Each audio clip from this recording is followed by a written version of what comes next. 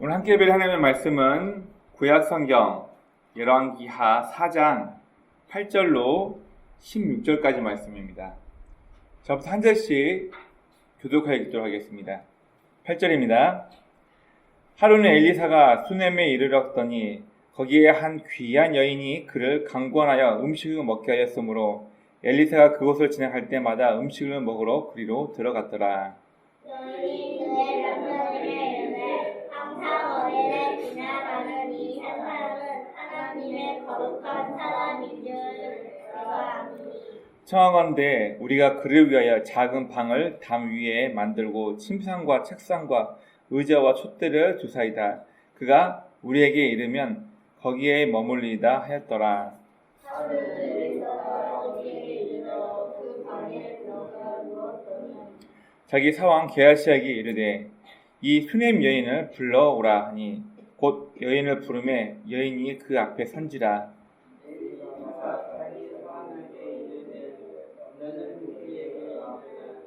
내가 여같이 우리를 위하여 심한 기도를 하는도다.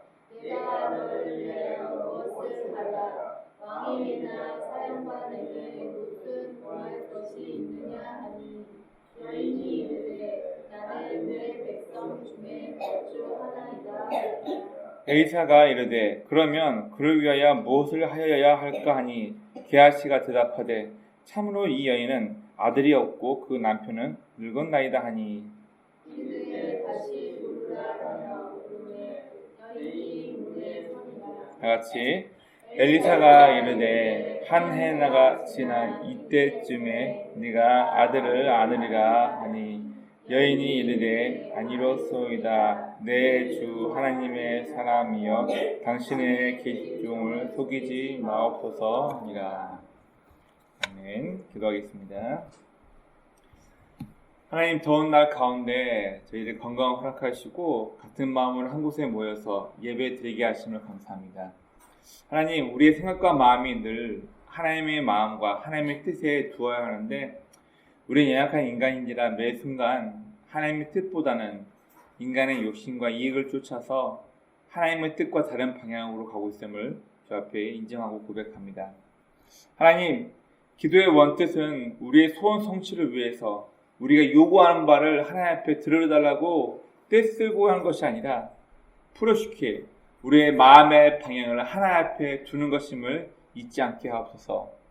우리가 매 순간 내 욕심들, 내 고집대로 살아가는 것이 아니라 우리의 마음의 방향을 하나님께 두고 하나님의 뜻과 하나님의 마음이 어디 있는지를 살필 수 있는 그런 성숙한 신앙이 될 수 있도록 우리의 생각과 마음을 붙잡아 주옵소서. 오늘도 부족한 자가 주의 말씀을 들고 단위에 섰습니다. 약속된 주의 말씀을 잘 증거하는 입술 되게 도와주옵시고 또한 우리의 모두의 귀를 복되게 하사 하나님의 말씀을 듣고 우리의 마음판 귀에 새겨서 이 말씀이 우리의 삶을 움직이는 힘이 될 수 있도록 이 시간을 축복하여 주옵소서. 하나님, 예배의 시작입니다. 마치는 모든 순간까지 주의 성령께서 우리의 생각과 마음을 주장하여 주시고 온전히 하나님과 대면이 있는, 하나님과 만남이 있는 예배가 될 수 있도록 주께서 인도하여 주옵소서. 감사하며 우리를 구원하신 예수님의 이름으로 기도드립니다. 아멘. 반갑습니다. 오늘도 우리 지난 시간에 이어서 후교인에 대해서 성도가 이 땅에 살아갈 때 성경에서 말하는 참 후교인이 되기 위해서 어떤 삶을 살아야 할까? 오늘 본문 말씀을 통해서 같이 한번 나누기 원합니다. 우리나라 용어들로 쉽게 이해하기 어려운 것 중에 하나가 우리 지난번에 함께 나눈 것처럼 후견인, 이 피후견이라는 얘기가 있습니다. 말 그대로 후견인은 누군가를 책임지고 돌보면서 사회적인 의무와 명예를 다하는 것, 이걸 후견인이라고, 말 그대로 피후견인은 누군가에게 도움을 받으면서, 즉 후견인에게 자기를 봐주고 자기의 삶을 이끌어주는 후견인에게 충성, 믿음을 보이는 그 관계를 후견 혹은 피후견이라고 함께 말씀 나누었습니다. 자, 오늘 우리가 함께 읽었던 이 본문 열왕기하 4장 말씀은 크게 여러 가지 내용이 있는데 오늘 다 읽지 않았지만 8절부터 10절까지 내용을 보면은 수넴의 한 여인이 이 엘리사를 극진하게 돌봅니다. 자, 우리 성경 말씀 한번 보겠습니다. 8절 말씀 한번 볼까요?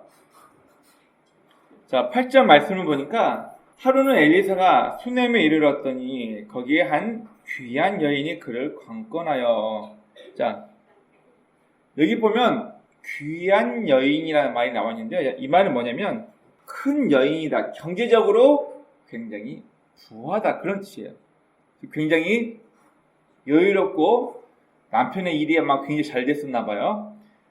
이 여인이 자기 집 앞으로 엘리사가 왔다 갔다 하는 걸 보고 저 사람은 하나님의 사람인데, 자기 남편과 얘기해서 어떻게 얘기를 하냐면은 우리가 저 하나님의 사람을 위해서 집 한 곳을 열고 저 사람이 편히 쉴 수 있도록 저 엘리사라는 사람이 거할 수 있는 방을 하나 만듭시다라고 해서 엘리사를 극진하게 섬깁니다. 자, 그리고 13절부터 16절까지 말씀을 보면 엘리사가 이 여인이 자신에게 너무 귀하게 섬기는 모습을 보고 감동해서 자기 사환에게 물어봅니다. 너는 가서 저 여인에게 뭐가 필요한가 알아봐라. 여인을 불러옵니다. 자, 이 여인이 어떤 얘기를 하냐면은 저는 부족한 게 없는데요. 자, 성경을 한번 보도록 하겠습니다. 13절 말씀을 보겠습니다. 자, 13절에서 엘리사가 자기 사환에게 이르되 너는 그에게 이르라. 내가 이같이 우리를 위하여 세심히 배려하는도다. 무슨 구할 것이 있느냐 하니 여인이 이르되 나는 내 백성 중에 거주하나이다 하니라. 여러분, 이 말은 뭐예요? 백성 중에 거주한다는 말은 뭐냐면은 부족한 게 없이 평안히 살고 있다, 그 얘기예요. 그럼 엘리야가 어떤 얘기까지 하냐면, 자, 성경 말씀 어디를 보냐면은 13절 말씀 중간에 보면은 내가 너를 위하여 무엇을 하랴? 왕에게나 사령관에게 무슨 구할 것이 있느냐 하니 여인이 이르되 나는 내 백성 중에 거주하나이다. 왕이나 이 말을 통치하고 있는 사령관에게 혹시 무슨 부탁할 것이 있냐? 내가 너의 소원을 들어주겠다. 너의 청원을 들어주겠다. 그 얘기예요. 여러분, 이쯤 되면은 엘리야의 영향이 얼마나 큰지 아실만 하죠. 너 혹시 왕이나 사령관에게 부탁할 것이 있냐? 얘기해라. 내가 청원해보겠다. 청탁해보겠다. 그 얘기인 거야. 자, 그랬더니 이 여자의 대답이 더 기가 막힙니다. 나는 내 백성 중에 거합니다. 자, 우리나라 말로 해석할 경우에는 이렇게 내 백성 가운데 살고 있습니다라고 얘기하지만 히브리 원어 관용적인 표현으로 보면 이 말은 뭐냐면 나는 아쉬운 게 없는데요. 나는 부족한 게 전혀 없이 잘 살고 있습니다. 그 얘기를 하는 거예요. 이 여인은 경제적인 것뿐만 아니라 지역사회에서 굉장히 큰 손으로 통하는 아마 굉장히 거부였을 확률이 큽니다. 자, 그런데 부족한 것도 없이 풍성하게 살고 있다. 왕이나 이 도시를 다스리고 있는 사령관에게 부탁할 게 있으면 내가 청탁해서 너의 소원을 들어주겠다 했는데도 저 부족한 거 하나 없어요. 나 아쉬운 거 없이 너무 잘 살고 있습니다. 이 여자가 이렇게 대답을 하니까 엘리사가 또 한 번 자기 사환에게 물어봅니다. 게하시는 사환이 뭐라고 했냐면 제가 보니까 이 집에는 아들이 없어요. 남편은 늙고 아들이 없습니다. 그래? 엘리사가 아무것도 필요할 것이 없는 부족한 게 전혀 없어 보이는 이 여인에게 뭐가 필요한지 알고 나서 이 여인을 다시 불러서 물어봅니다. 그리고 엘리사가 뭐라 대답하냐면은 16절입니다. 엘리사가 이르되 한 해가 지나 이때쯤에 네가 아들을 낳으리라 하니 여인이 이르되 아니로소이다. 내 주 하나님의 사람이여 당신의 기주종을 속이지 마옵소서 하니라. 에이, 농치지 마십시오. 나한테 무슨 그런 내 남편이 이미 늙었고 우리에게는 자식이 생길 수 없습니다. 이미 나이도 많고 여자 나이로 하자면 아이를 낳을 수 있는 그런 시기가 이미 지났기 때문에 에이 왜 저를 장난치십니까? 이 농담을 하는 거예요.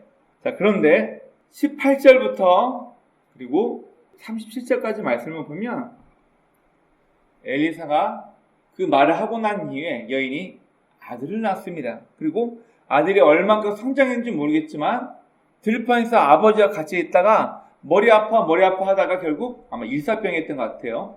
아이가 목숨을 잃습니다. 그리고 이 37절까지 내용을 쭉 보면은 엘리사가 다시 이 아이를 하나님의 방법으로 해서 이 아이를 살려줍니다. 그리고 끝에 38절부터 44절까지 말씀을 보면 엘리야가 먹을 수 없는 음식을 먹을 수 있는 음식으로, 저는 표현을 이렇게 한번 해보고 싶어요.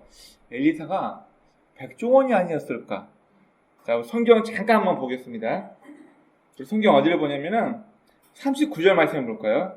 자, 39절. 길갈에서 선지자 생존들과 함께 큰 솥에다가 각종 채소를 넣고 국을 끓이고 있습니다. 39절 보니까 한 사람의 채소를 키우러 들에 나가 들 포도전골을 만나 그것들을 들 호박에 싸서 옷자락에 채워가지고 돌아와 썰어 국 끓이는 솥에 넣되 그들은 무엇인지 알지 못한지라. 그리고 40절 다시 한번 읽어봅니다. 시작. 이에 하다가 우리를 주어 먹게 하였더니 우리가 국을 먹다가 우리 외쳐 이르되 하나님의 사람이여 솥에 주문에 국이 있나이까 하고 능히 먹지 못하는지라. 자, 여기 보면은 마웨트라는 원어인데 이게 죽음의 독이 아니에요. 뭐냐면은 음식 궁합이 안 맞아서 쓴 뿌리가 들어가가지고 헛구역지에 나올 정도로 도저히 맛없어서 못 먹겠다 그 얘기예요 지금. 즉 이 마웨트라는 뜻은 뭐냐면은 매우 쓴, 먹기 힘든, 이걸 마치 죽음의 독이라고 해석했는데 실제로는 먹을 수 없을 정도의 맛없는. 자, 그런데 제가 왜 백종을 얘기한지 아시겠어요? 자, 여기에 엘리사가 사람을 시켜서 뭘 가져오라면 가루를 가져오라고 합니다. 어떤 가루인지는 모르겠는데 아마 사람들이 먹을 수 있는 식재료인 것 같아요. 41절. 엘리사가 이르되 그러면 가루를 가져오라 하여 솥에 던지고 이르되 퍼다가 무리에게 주어 먹게 하라 하며 이에 솥 가운데 독이 없어지니라. 무슨 가루를 넣었는지 모르겠지만 써서 먹을 수 없는 이 음식을 사람들이 다 먹고 남을 만큼 엘리사가 이 해결을 합니다. 이뿐만 아니라 42절부터 44절 말씀을 보면 예수님께서 오병이어의 기적을 행하시잖아요. 그 원조가 이 엘리사가 먼저 행합니다.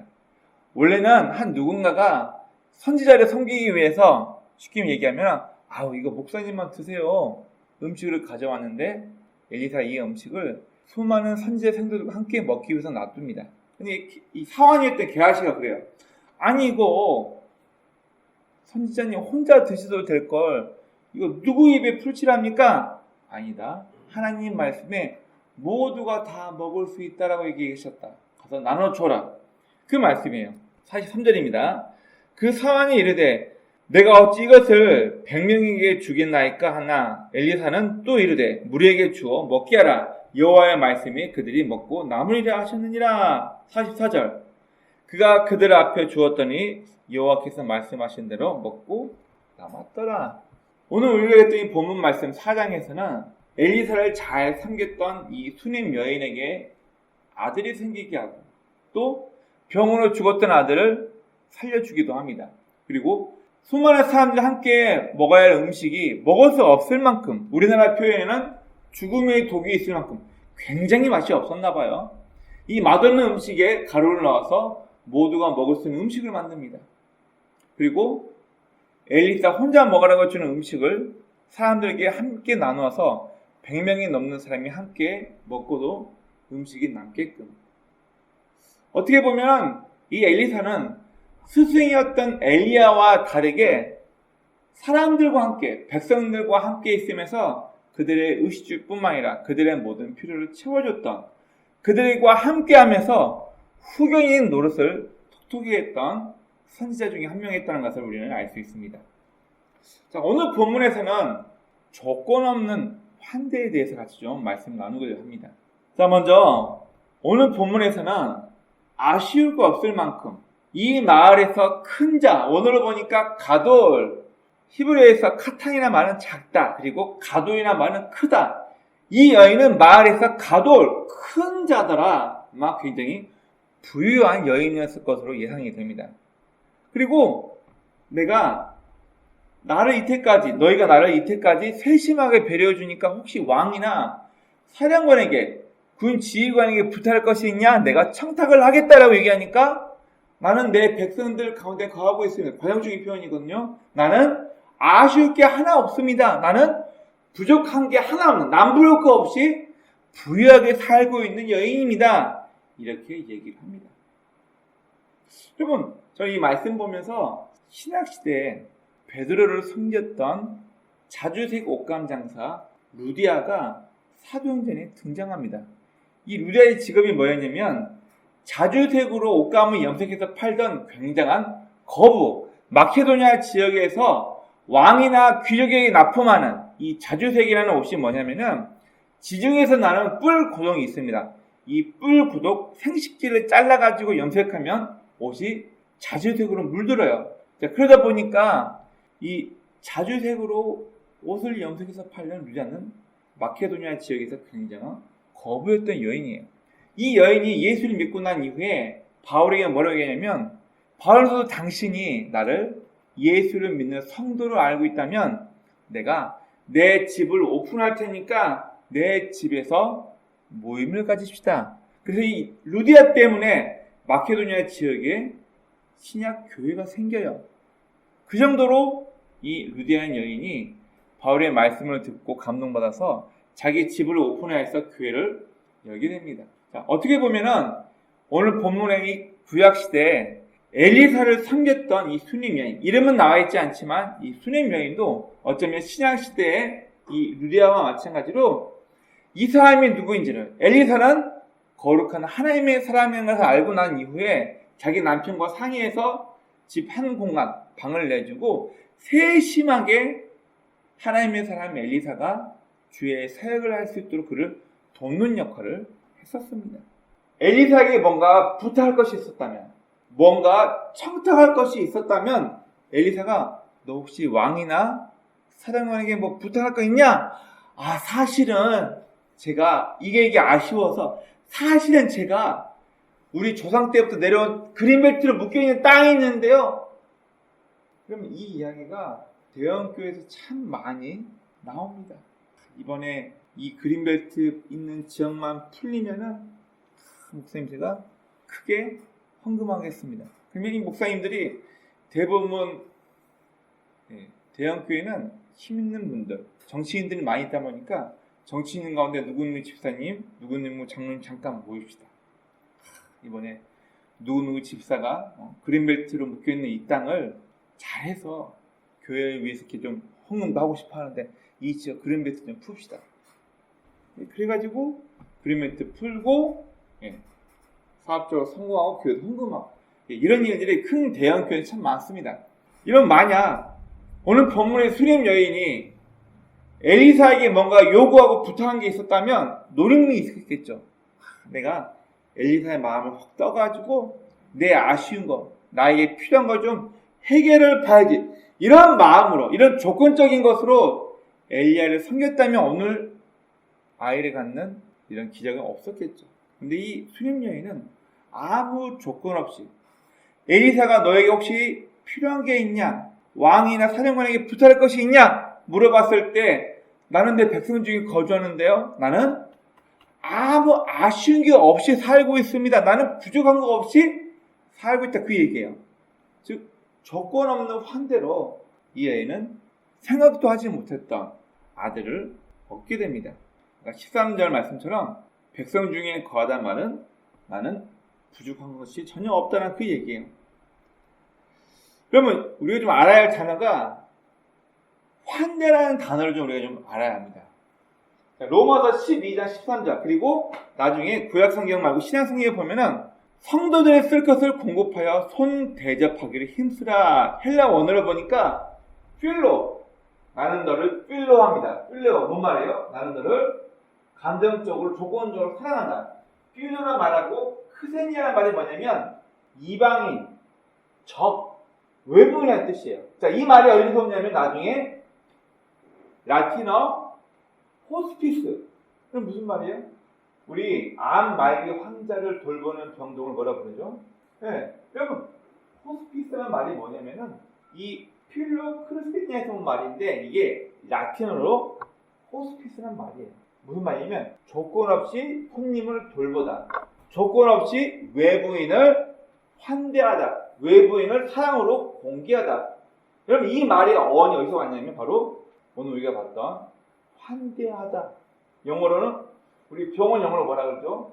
네, 자 환대하다 뭐예요? 읽어보세요. 환대라는 말 영어로 hospitality 뭔 말이에요?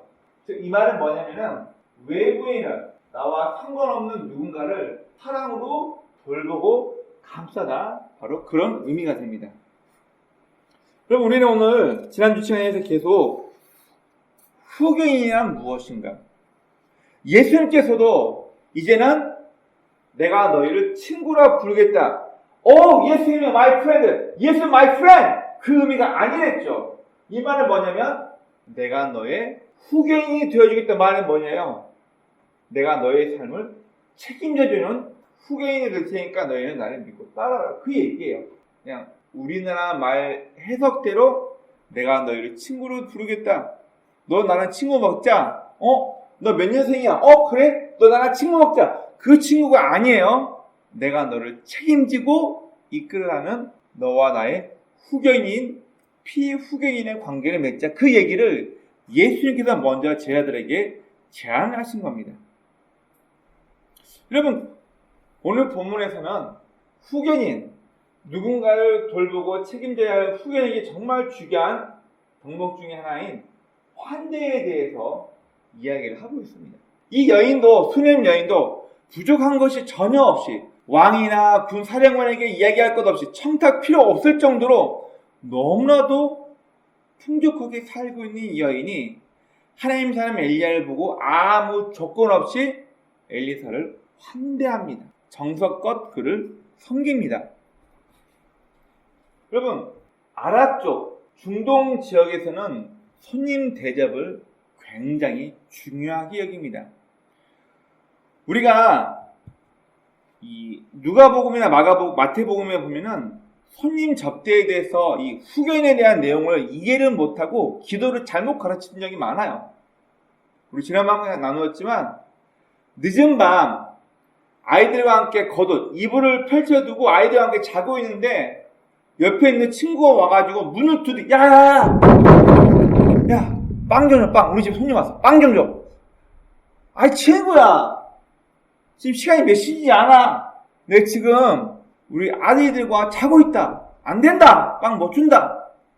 네? 오늘 성경을 보면 당당하게 간청하면서 귀찮게 해서까지 결국 누워서 아이들과 자고 있는 그 친구를 깨워서 자기 집에 들어온 손님을 대접할 빵을 얻어서 나갑니다. 기도도 이와 같다. 잘못 번역된 우리나라 성경만 보고 대부분의 사람들 어떻게 이 부분을 이해하고 예전에 원어 성경이 없을 시대 목사님들 뭐라고 가르치냐면 이거 봐라. 친구가 잠자리에 누워가지고 귀찮아서 안 주는 걸 계속 문 두드리고 큰 거. 야, 손님 왔다니까 빵 내놔. 빵 좀 줘. 귀찮게 했더니 친구가 빵을 주지 않았냐. 우리도 이와 같이 기도를 열심히 하고 기도를 많이 해서 하나님의 보좌를 흔드는 기도, 하나님 바지끄댕이 붙잡고 이거 주세요. 다 이렇게 달라니까요 하면 귀찮아서라도 하나님께서 주실 것이다. 성경과 전혀 잘못된 방향으로 성경을 해석해서 얘기한 적이 많았습니다. 이 성경 원어는 그런 뜻이 아니라 손님을 대접하는 이 문화, 후견인의 내용을 잘 알고 있었다면 이 당시 이 문화가 그냥 떼쓰고 야 우리 집에 손님 왔는데 제발 빵 내놔 이게 아니라 왜 당당하다는 단어가 거기 들어갔냐면은 어느 한 곳에 손님이 들어오면 이 손님이 들어온 집만 해결할 것이 아니라 마을 사람 전체가 이 손님을 접대하는 것이 지중해 근동의 고대 근동의 문화였어요. 귀찮아서 일어날 때까지 빵 달라 나의 당돌함을 얘기한 것이 아니라 야 이건 너의 의무야. 나만 이 손님 접대하는 것이 아니라 너도 이 손님에게 빵을 내놔야 할 의무가 너에게 있어. 그 얘기인 거예요. 예수님께서 누가복음과 마태복음 이 비유를 왜 하셨냐면 너희들 가운데 하나님의 율법을 하나님의 마음을 제대로 알고 당당하게 요청할 사람이 몇 명이 되냐 이 비유를 얘기하신 건데 우리는 마치 이걸 하나님 바지끄댕이 잡고 달라고 떼쓰고 요구하면은 다 줄 것이다 라는 것처럼 잘못된 번역을 했습니다. 그게 아니에요. 여러분 후계인에게 환대 조건 없이 누군가를 배필하고 보살피고 섬긴다는 것은 너무나도 중요합니다. 우리 창세기 18장에 보면은 아브라함이 부지중에 알고 있는 게 아니라 부지중 모르고 있을 때 손님을 대접했는데 알고 보니까 그 손님들이 소돔과 고모라를 멸망하기 위해서 가고 있던 천사였다는 것을 알게 됩니다. 조건부였나요? 몰랐어요. 멀리 들어보니까 손님 사람 3명이 성경에도 보면 아브라함이 천사인 줄 모르고 사람 셋이 여행하고 있는 걸 보고 내 주여 나에게로 와서 음식을 먹고 편히 쉬다 가십시오. 손님을 일부러 모시고 옵니다. 자, 그래서 기독교뿐만 아니라 아랍 쪽에서는 손님 대접하는 것을 굉장히 큰 의무로 여기고 부지중에 천사를 만난 사람이 있다는 속담이 있을 정도로 이 아랍권에서는 손님 대접하는 것을 최고의 명예로 알고 있습니다. 여러분, 창세기에서 아브라함도 모르고 사람 3명을 손님 접대했을 뿐인데 알고 보니까 천사였어요. 그리고 이 천사가 뭐라고 얘기하냐면 내 종, 내 벗 아브라함에게 우리가 뭘 숨기겠느냐. 우리가 지금 소돔과 고모라 땅 멸하러 간다. 이 귀뜸을 해주고 소돔 땅에 내가 사랑하는 조카 롯이 있는데 그래서 자기 조카 롯을 구하게 되는 계기가 됩니다. 그리고 신약 성경에 나와 있는 손님 대접이란 말이 전부 다 아까 말씀드린 필로크세니아라는 단어로 다 해석이 되어 있는데 이게 손님 접대, 손님 맞이하는 뜻인데 원어로 다 크세니아예요. 필로크세니아. 이 단어가 왜 중요하냐면은 구원받은 성도의 삶이, 성도의 성품이, 성도의 삶의 태도가 이와 같아야 된다는 것을 마태복음 25장에서는 우리에게 명확히 얘기해주고 있어요. 종말 때, 심판 때 너는 구원받은 하나님의 백성, 너는 구원받지 못할 죄인. 이 기준이 뭐냐면은 얼만큼 손님을, 네 주변에 있는 사람을 네가 보살피고 후계인으로서 이들을 섬기고 책임졌냐로 평가하겠다 그 얘기예요. 자, 이 부분 잠깐 덮어놓고 우리 마태복음 25장 말씀으로 한번 넘어가 보겠습니다. 신약성경 마태복음 25장입니다. 신약성경 44페이지를 펴주세요. 신약성경 44페이지 마태복음 25장 31절로 마지막 절까지 한번 쭉 한번 읽어보겠습니다. 자, 31절 저부터 한 절씩 교독하겠습니다. 인자가 자기 영광으로 모든 천사와 함께 올 때 자기 영광을 보좌에 앉으리니 모든 민족은 그 앞에 나와 가깝고 하나님의 양과 염소를 구분하는 것 같이. 자, 여기 보니까 이 말은 뭐냐면 양과 염소를 구분하듯이 좌우로 모아놓는데요. 무슨 말이냐면 심판한다는 얘기예요. 구원받을 사람, 구원받지 못할 사람으로 양과 염소를 구분한다는 얘기예요. 심판이 시작됐다는 얘기입니다. 다음 보겠습니다. 33절 양은 그 오른편에 염소는 왼편에 두리라.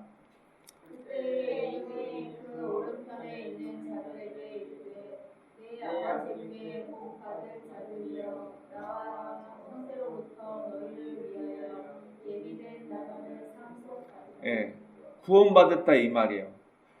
내 아버지 때부터 옛날 과거 창세부터 지금까지 이미 예배해두고 준비한 하나님의 나라 천국을 상속받으라. 이게 너에게 주어진 것이다. 칭찬하면서 그들에게 너희는 구원받았다는 것을 알려줍니다.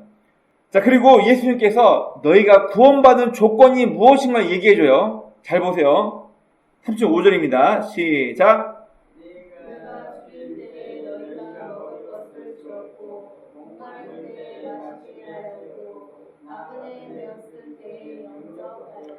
헐 벗었을 때 옷을 입혔고 병 들었을 때 돌보았고 옥에 갇혔을 때 와서 보았느니라. 37절.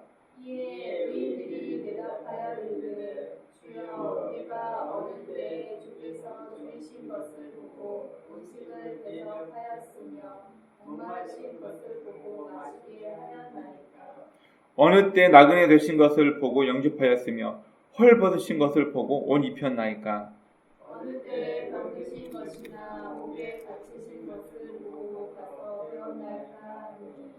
다 같이 임금이 대답하여 이르시되 내가 진실로 너희에게 이르노니 너희가 여기 내 형제 중에 지극히 작은 자 하나에게 한 것이 곧 내게 한 것이니라 하시고.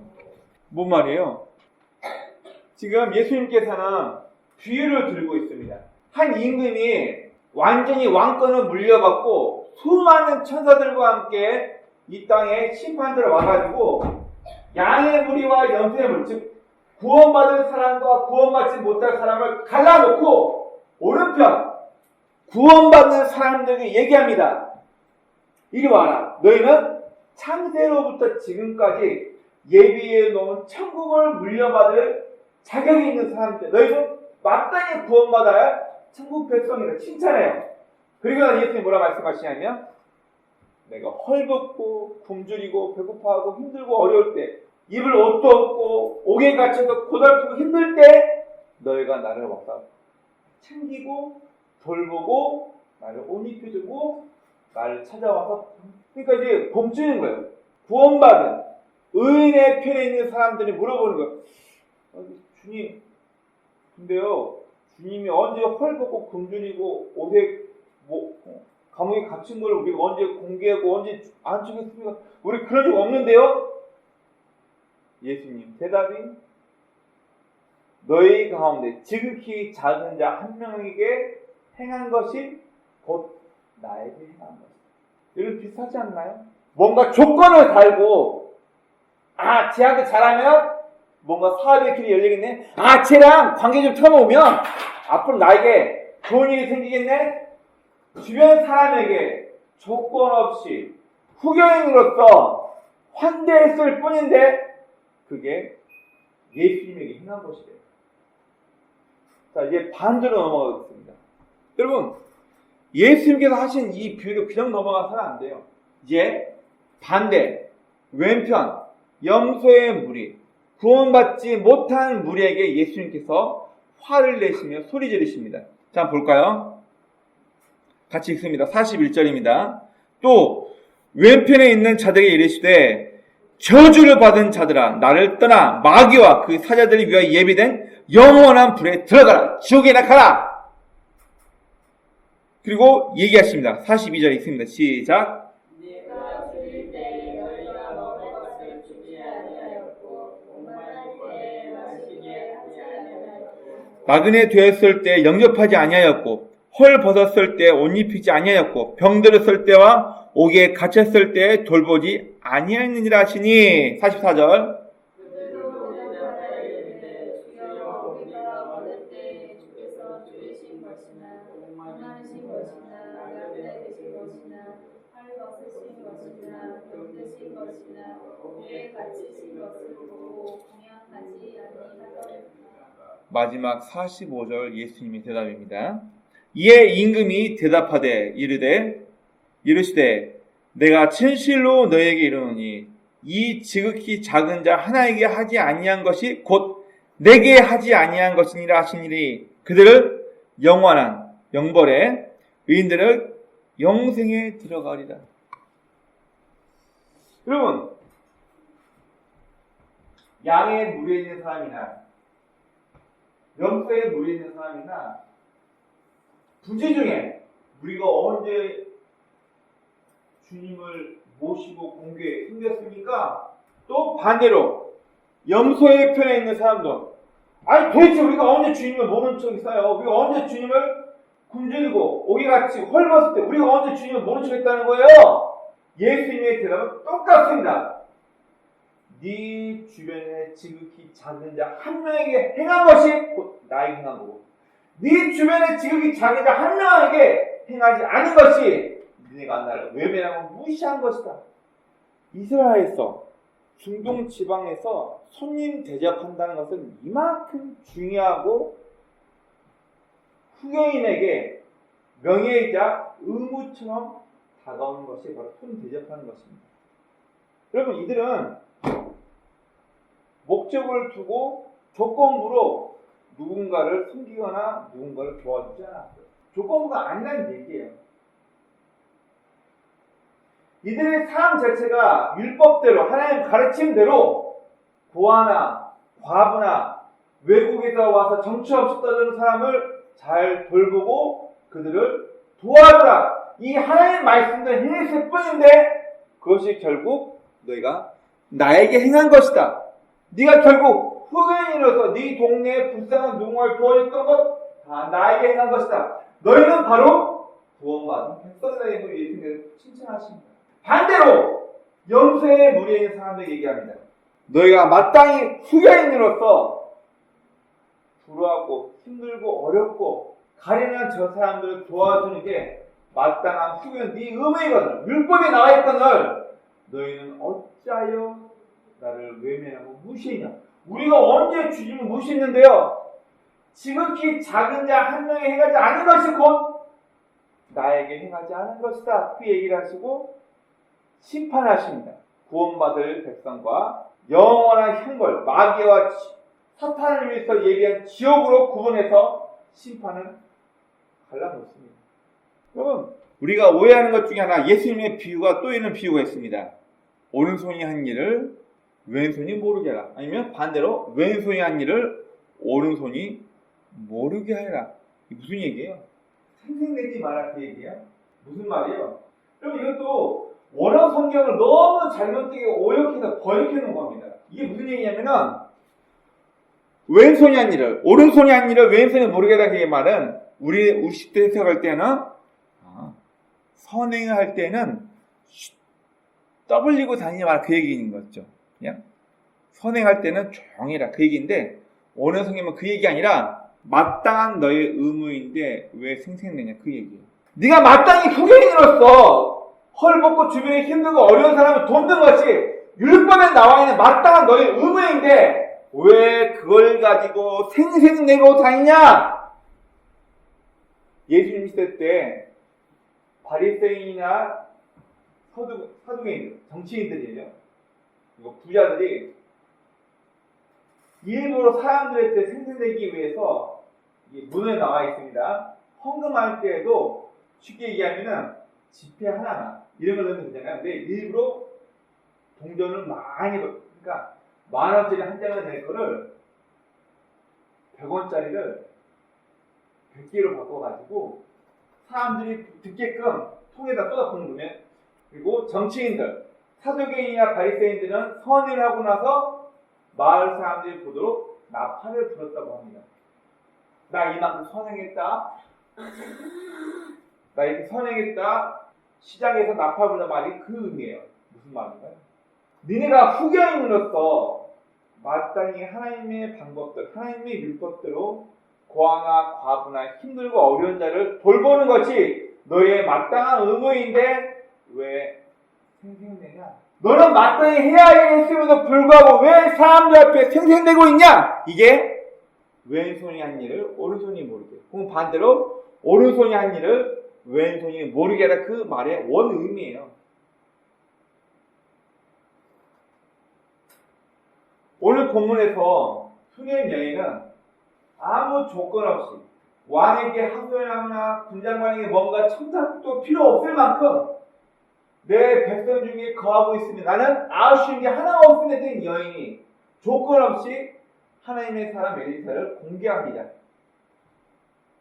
그리고 엘리사를 공개했던 이 여인은 한 번도 생각해 본 적이 없다. 아이 낳을 포기하고 있었는데 이 다음에 그 여인에게 아들이 생깁니다.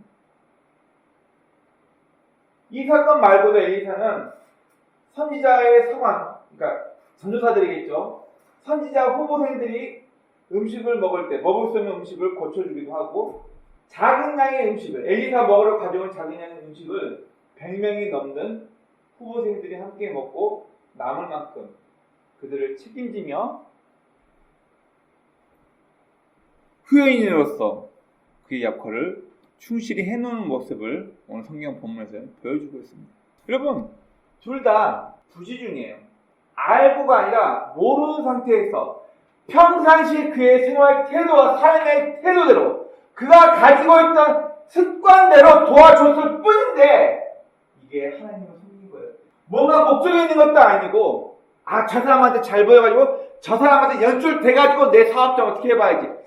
저 사람이 뭔가 좀 잘해봐가지고 내 이익 좀 봐야지. 이런 조건이 아니라 무조건적으로 부지중에 자기 의무를 환대로 다 했을 뿐이에요. 여러분, 환대라는 단어가 왜 이렇게 중요하냐면 이미 그런 삶의 성품으로 준비되었다는 것을 얘기해요. 예수님의 비유에서도 구원받은 양의 물에 있는 사람들은 이미 하나님의 말씀대로 살아가는 삶의 방법이 하나님의 방법대로 살게끔 삶의 태도가 준비되었다는 거예요. 반대로 지옥 가는 구원받지 못한 영생의 물에 있는 사람들은 주여 주여라고 불렀어요. 내가 믿는 주인이라고 불렀어요. 어쩌면 오늘날 기독교인들처럼 종교인이었다는 얘기예요. 하나님을 알고 있던 사람이었다는 얘기예요. 그러나 이들의 삶은 하나님의 방법대로 사는 삶의 모습으로 준비되지 않았다는 거예요. 무슨 말이에요? 마땅히 살아야 할 하나님의 방법을 버리고 내 이익대로, 내 욕심대로 세상 사람들 살아오는 방법대로 살다 보니까 하나님께서 말씀하신 마땅히 하나님의 방법대로 살아야 할 삶의 태도가 이들의 마음속에는 삶의 태도로 준비되어 있지 않았다는 것을 얘기하고 있는 거예요. 여러분, 누가 예수만 믿으면 구원받고 누가 예수만 믿고 교회 다니면 천국 간다 누가 얘기합니까? 교회 다니면 다 천국 간다 절대 예수 그렇게 말씀하지 않으셨어요. 고린도서 14장에서도 바울도 명확하게 얘기합니다. 너희가 구원받았는지 너희 스스로를 확증해봐라. 너희가 구원받았는지 확증할 수 없다면 너희는 cast away, 집어 던져버린 무리들이다. 구원받지 못한 사람이다. 구원받은 줄을 착각하고 있는 사람이다. 예수는 또 하나 비유를 듭니다. 마지막 때 인자가 성문을 열고 구원받을 사람들을 성으로 초청합니다. 자, 근데 시간이 닫히고 문이 닫혀버려요. 주인님, 문 좀 열어주세요. 우리가 주의 이름으로 기적을 행하고요. 주의 이름으로 귀신을 쫓아내고요. 주의 이름으로 선지자 노릇을 했습니다. 나 이렇게 해왔어요. 문 좀 열어주세요. 예수님께서 문을 안 열어주고 뭐라 얘기하는 줄 아세요? 불법을 행하는 것들아 나를 떠나라.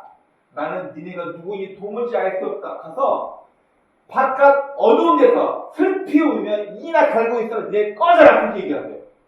이게 얼마나 무서운 얘기예요. 아니 주인님, 우리가 주의 이름으로 귀신 쫓아내고요. 능력 행하고요. 주의 이름으로 선지자 노릇을 했는데요. 우리가 주의 이름으로 설교도 하고요. 많은 사람들이 봉사도 하고요. 교회 많이 열심히 다니는데요. 나는 너희가 누구인지 모르겠노라. 나를 떠나 슬픔 이나 갈고 있어. 예수님께서 그들에게 구원의 문을 열어주지 않습니다. 뭐가 문제예요? 겉으로 보기에는 귀신을 쫓아냈어요. 기적도 일으켰어요. 예수의 이름으로 선지자 노릇도 하면서. 그런데 막상 심판 때에는 예수님께서 너 누군지 몰라. 너 누군지 몰라. 내 아버지의 뜻대로 행한 자야 구원받을 예수도 얘기하십니다. 그럼 이처럼 성경에서는 예수만 믿는다고 해서 교회만 다닌다고 해서 다 구원받는다고 얘기한 적이 한 번도 없습니다. 오늘 함께 나누었던 부지 중에 선지자를 섬겨서 아들을 얻게 된 여인 이야기, 부지 중에 천사를 사람인 줄 알고 손님인 줄 알고 공개했는데 알고 보니까 천사였어. 평상시 부지 중에 하나님 말씀대로 고아나 과부나 불쌍한 자들을 도와줄 뿐인데 그게 예수님을 공개하고 예수님을 도왔다고 해서 구원받는 성도로 인정해버립니다. 평상시에 준비되지 못한 마음과 성품으로 평상시에 하나님 방법대로 살지 않았던 종교인들은 나는 모르겠는데 너희들은 내가 헐벗고 굶주리고 어려울 때 너희는 나 모른 척 했잖아. 외면했잖아. 너희 꺼져. 너희는 가서 마귀와 사탄에 위해 준비된 지옥에 가서 너희는 평생 인하하고 있어. 이 얼마나 무서운 이야기입니까? 여러분 결국 주변에 도움이 필요하고 주변에 애살픈 인생을 살고 있는 누군가를 환대하며 도왔던 성품이 이렇게 준비되었던 사람은 구원을 받아요. 그런데 후견인으로서 삶과 성품이 준비되지 못한 사람은 어떻게 됐어요? 구원받지 못했다고요. 여러분 우리 성도들 또한 지금 이 땅에서 후견인으로서 인생을 살고 있습니다. 그러나 잘 한번 생각해 봅시다. 저와 여러분이 예수를 믿는 게 내 삶의 이익에 투자는만 믿고 있다면 우리는 생각을 버려야 합니다. 교회만 열심히 다니고 헌금 많이 하고 설교만 잘 듣고 성경 내용만 머릿속으로 빠져가지 알고만 있다면 나 구원받는 사람이야? 여러분 확신할 수 있으세요? 확신할 수 있어요? 난 구원받는 사람이라고? 왜 우리가 천국 백성이 왜 중요하냐고요? 예수 믿기만 하면 자동으로 천국 간다고요? 아니요. 요한복음 17장에서 예수님 말씀하십니다. 내가 나의 제자들 위해서 기도하는 것은 저들을 지금 당장 예수 믿었으니까 휴거시켜서 지금 당장 천국으로 보내버린 그걸 목적으로 하는 것이 아니라 이 땅에 사는 동안 성도답게 이 땅에서 보존되기 원합니다. 이걸 위해서 예수님께서 마지막 죽음을 앞두고 기도하시는 거예요. 여러분, 저와 여러분이 예수 믿었다고 해서 당장 우리 몸이 없어지고 천국 가는 게 아니에요. 우리가 여전히 예수 믿고 있지만 여전히 타락하고 악하고 힘든 이 땅에 발 뻗고 우리의 육신의 생명이 닿을 때까지 우리는 이 땅에 살아가야만 해요. 중요한 건 예수님의 비유로 주신 것처럼 아브라함이 부지중에 손님 접대했던 것처럼 우리의 삶의 내용과 태도가 삶의 습관이 하나님께서 원하시는 후견인으로서 성도다운 삶의 모습과 태도가 우리 삶 가운데 젖어들지 않는다면 우리도 마지막 심판의 때 양의 무리에 속할지 염소의 무리에 속할지 그로 장담할 수 없습니다. 예수를 믿은 그 순간 짠하고 교회에 다니기 시작한 그 순간 짠하고 우리의 성품과 우리의 삶의 태도가 바뀌어서 구원받는 성도가 된다? 여러분 죄송하지만 그렇지 않습니다. 바울은 구원받는 성도를 뭐라고 비유를 하고 있냐면 영적인 전쟁을 해야 할 군인이라고 비유를 하고 있어요. 에베소 6장에 구원의 투구와 의의 흉배를 붙이고 마귀의 모든 활약을 무마시키며 전쟁에서 승리할 구원받는 성도가 되라고 우리에게 이야기를 해주고 있어요. 그러면 우리의 구원을 얻는 건 쉽습니다. 그러나 구원을 유지하는 길은 너무나 어려워요. 그래서 바울이 얘기합니다. 너의 구원을 취하라. 홀드, 잡다, 온.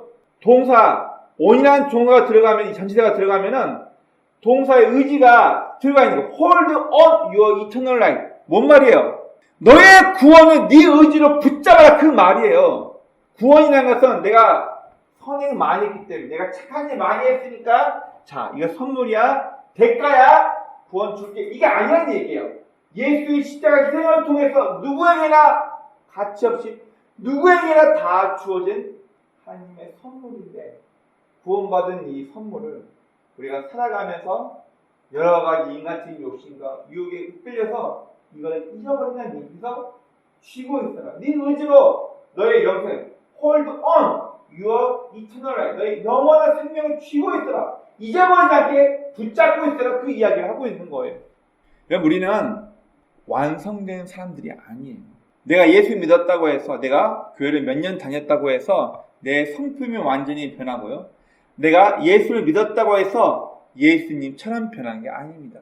이런 막말로 앞에 있는 저보다 성경 많이 하십니까? 여러분, 대학교 4년, 대학원 3년, 그리고 전도사 생활을 거치면서, 아니 청년 때부터 수많은 성경을 수많은 성경을 읽어왔어요. 그러면 저만큼 성경 많이 한 사람이 있을까요? 그러면 성경을 많이 알고 있으니까 제 성품도 예수님처럼 완벽해야죠. 그런가요? 아니요. 알고 있는 거 알고 있는 거고, 저 역시 혈기 있고 죄 짓고 실수하는 연약한 인간이라는 것, 완벽하지 않다는 거 어쩔 수 없는 사실입니다. 그럼 중요한 건 우리는 완벽한 성도로 태어난 것이 아니라 만들어지는 과정이 있습니다. 중요한 건 내가 매 순간 하나님의 방법대로 살려고 노력하나, 내 삶 속에서 이건 하나님께서 기뻐할 것, 이건 하나님이 별로 좋아하지 않을 것 같은데, 매 순간 무엇인가 선택하고 결단할 때 하나님이 의식되십니까? 내가 무엇인가를 행동하고 결단할 때 내 삶 속에서, 내 머릿속에서 하나님이 어떻게 행하실지, 하나님의 마음이 어떠실지 의식이 되냐고요. 삶 가운데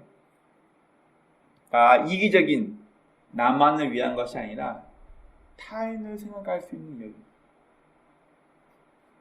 내 욕심만을 위해서가 아니라 내가 이 선택을 했을 때, 이 결단을 했을 때 예수님께서는 이 선택을 어떻게 보고 계실까? 하나님이 의식된다면 여러분들은 구원받을 사람에 가깝습니다. 그러나 교회를 오래 다녔고 성경을 잘 알고 있는 목사이건 집사이건 장로이건 상관없이 내가 어떤 중요한 선택을 하려고 할 때, 어떤 결단을 하려고 할 때 하나님이 의식되지 않는다? 그럼 죄송하지만 저는 그 사람 구원받았다고 확신 못하겠어요. 목사 필요 없어요. 교회 중직자 필요 없어요. 삶의 모든 순간에 하나님이 의식되지 않는 그 신앙인은 종교인이지 누가 그를 신앙인이라고 얘기할 수 있겠습니까? 여러분, 우리가 어떤 위대한 수준에 이를 만큼 착한 일을 많이 하고 봉사라, 그걸 원하시지 않아요. 저는 제 아이들에게 지금 당장 밖에 나가 일해가지고 생활비 200만 원씩 벌어와, 300만 원씩 벌어와 요구하지 않습니다.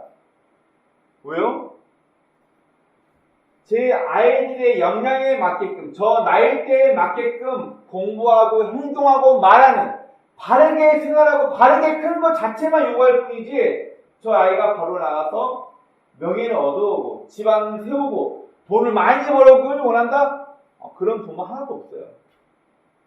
여러분, 우리 신앙도 마찬가지입니다. 저의 성품이, 여러분들의 성품이 성인 군자처럼 완벽하고 걸어다니는 예수님처럼 완벽한 그런 요구하는 것이 아니에요. 하나님께서는 지금도 저 여러분에게 내가 아는 것만큼, 내가 깨닫고 인식하고 있는 것만큼 하나님의 방법대로 내 인생을 살아오기를 원한다. 이것 자체를 요구하고 원하시는 것이지, 갑자기 우리 성품이 재림하신 예수님처럼 완벽하기를 원하지 않는다는 것입니다. 여러분, 우리들의 신앙은 완벽하진 않지만 후대인으로서 이 땅에 누군가에게 하나님의 나라와 예수 그리스도의 희생과 우리에게 다가온 그 복음을 전해야 할 후대인으로서 완벽하지 않지만 우리는 하나님 방법대로 이 인생을 살아가면서 성도답게, 정말로 예수를 믿고 살아가는 성도답게 우리의 삶의 태도와 습관이 얼마나 중요한지를 보일 수 있어야 합니다. 성경을 너무나 잘 알고 30년 이상 교회를 다니면서 교회 장로, 권사의 직분을 알고 있지만 조금만 기분 나쁘면 입을 열어서 누군가를 모함하고 헌납하고 저주의 말을 내뿜는다? 과연 그 사람이 하나님의 방법대로 인생을 살아온 성도일까? 의문이 듭니다. 오늘 본문에서 조건 없이 손님을 환대하다가 천사를 만나기도 하고, 조건 없이 하나님의 사람 엘리사를 섬기다가 꿈에도 생각하지 못했던 아들을 얻게 된 한 가정에 대한 이야기가 있습니다. 이 이야기는 결국 우리가 생각해 봐야 할 것은 후교인으로서 성도의 의무답게 마태복음 25장에 나와 있는 예수님 비유처럼 평상시에 그의 삶의 태도와 습관이 누군가를 돕고 누군가를 얽매있던 사람을 도와주고 다독여주며 주변 누군가에게 후계인으로서 그의 삶을 다했던 사람, 부지중에 예수님을 섬기고 예수님을 공개했다고 하는 사람입니다. 반대로 평상시 삶의 태도와 내용이 아니 모른 척해, 아니 나랑 상관없어, 평상시의 삶의 태도가 하나님의 방법대로 살지 못하고 준비되어 온 종교인들, 예수님께서 마지막 심판하실 때 난 너희가 누군지 모르겠다, 내가 헐벗고 굶주리고 어려울 때 너희는 나를 무시하고 외면했다, 나를 떠나 마귀와 사탄을 위해 준비된 지옥으로 떠나라. 그럼 중요한 건 완벽이 아니라 우리의 삶의 태도가 하나님께서 알려주신 하나님의 방법대로, 하나님의 통치대로 우리의 인생이 살고 있냐, 아니면 하나님의 방법대로 살고 있지 않고 종교인 행세만 하고 있냐에 따라서 우리의 구원은 갈릴 것입니다. 오나옵기는 우리의 성품 자체가 하나님의 방법대로 살고 있는 그런 부족하지만 하나님의 통치대로 살고 있는 성도가 되길 주의 이름으로 축원합니다. 아멘.